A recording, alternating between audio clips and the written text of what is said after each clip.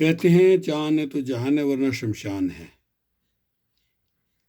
हमें जो प्रकृति ने शरीर दिया है ठीक ठाक दिया है और हम इसे गलत खान पान स्नान गलत तरीके से करके रोगी बना लेते हैं। आइए बताते हैं जल चिकित्सा। स्नान द्वारा चिकित्सा। जल चिकित्सा रोगी से सबसे पहले यही पूछता है कि तुम स्नान कब करते हो।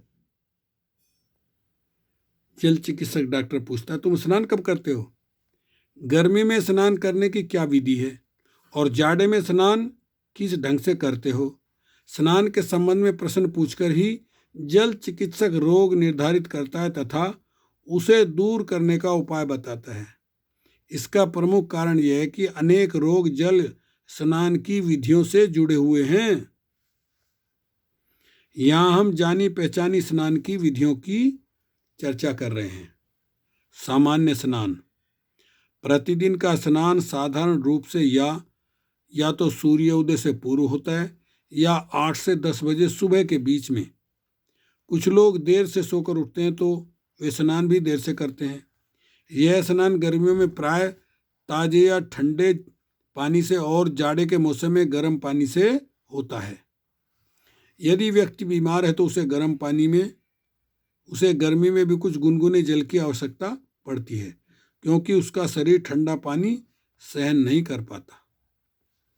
गांव, कस्बों या छोटे स्थानों में लोग सुबह के समय कुएं, तालाब या नदी में स्नान करते हैं। ये लोग सोच जाने के बाद स्नान की तैयारी कर लेते हैं। स्नान की विधि। सामान्य स्नान करने के लिए भी जो मैं बता रहा हूं उनको अपनाया जा सकता है। नंबर 1, सबसे पहले थोड़ा सा पानी सिर पर डालें या सबसे पहले सिर भिगोएं। इसके बाद हाथ पैर, अब पूरे शरीर पर पानी डालना चाहिए। वैसे तो प्रतिदिन स्नान करने वाले के शरीर की त्वचा पर मैल की परत नहीं जमती, लेकिन इसके बावजूद भी पानी में हाथ पैर तथा संपूर्ण शरीर की अच्छी तरह मलना चाहिए। गर्मी में त्वचा पर घर्षण की क्रिया करने से रोम छिद्र खुल जाते हैं और पसीने की दुर्गंध निकल जाती है।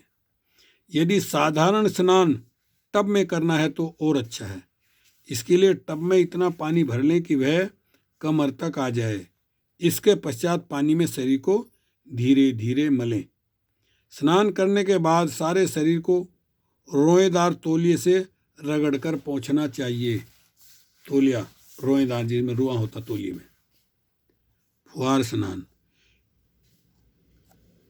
फुहारी स्नान, इसे वर्षना स्नान भी कहते हैं। इस स्नान का मतलब यह नहीं है कि वर्षा काल में ही यह स्नान किया जाता है। यह स्नान घर में भी हो सकता है। छत या दीवार पर भी फव्वारा लगा दिया जाता है और फिर उसे खोल देते हैं। जल वर्षा की बूंदों के समान गिरने लगता है। यह स्नान शरीर को अच्छी तरह मलकर किया जा सकता है। बूंदें किसी एक स्थान पर गिरती हैं। इस बीच त्वचा को पानी से अच्छी तरह रगड़कर धोया जा सकता है। इस प्रकार के स्नान की सुविधा सभी घरों में नहीं होती।